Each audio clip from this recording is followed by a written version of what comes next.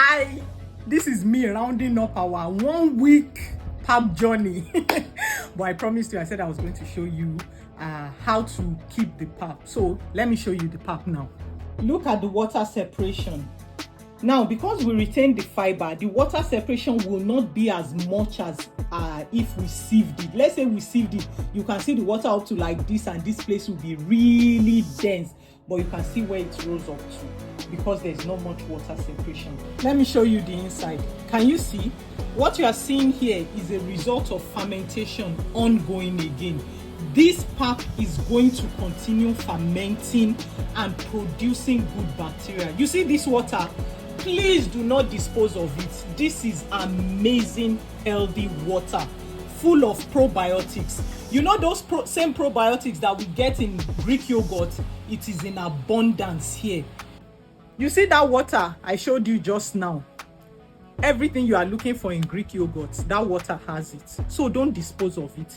It is full of probiotics, good for the guts, for the inside, packed with vitamins, with calcium, with so many health benefits. It's actually good for fertility issues, balancing hormones. It is very good for it. So don't dispose of it. As it is like that, they call it Omidun in Yoruba. They use it for so many herbal treatments.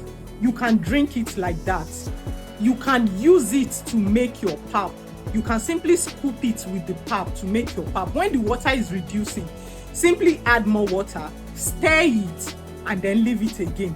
Let it ferment. Let it produce that water again. That's why you see, there's really no reason for you to scoop out the hard parts and put in your fridge. Let it keep producing this healthy water for you, and be using that water to make your pap every time you want to make pap. You are getting amazing probiotics that is beneficial for your whole body, for the skin, for the eyes, for blood sugar, for the heart, for the stomach, anything. It's so healthy. So keep it like this. Whenever you want to take, just take. You can see. Take with the water, with everything, and use it. And then you will simply add more water again, stir it like this, and simply leave it again to settle. So you can simply, or you can put it in the fridge if you want to. That's very okay. Now look at this. I sieved a tiny bit of the pap to show you. So this is the one that normally settles with the water after sieving. This is it.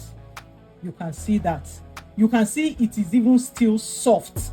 That's because it's just tiny. That was able to sieve out of it because the pap was fully blended.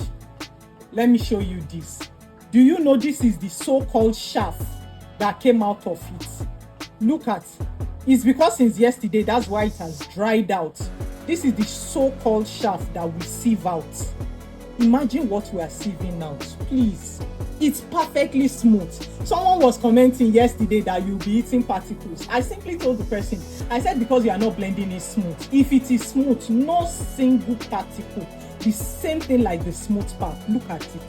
If it is blended smooth, you cannot even know the difference. There are people that drink pap from my house and they don't even know. When I now tell them that the pap is not sieved, they'll say, no, it's a lie. See how smooth it is. That's why I told you, if you don't have a very good blender, go and blend it outside. Those machines, they should be able to blend it very smooth. Once it is smooth, you won't know the difference. Ask people who make pap and don't sieve. They will tell you no difference, no particles, no taste, nothing. So you know now. Don't worry, I'll show you how to make the pap. I've showed you before, Jare, in one of my old videos, but don't worry, I'll show you again. Maybe tomorrow, maybe.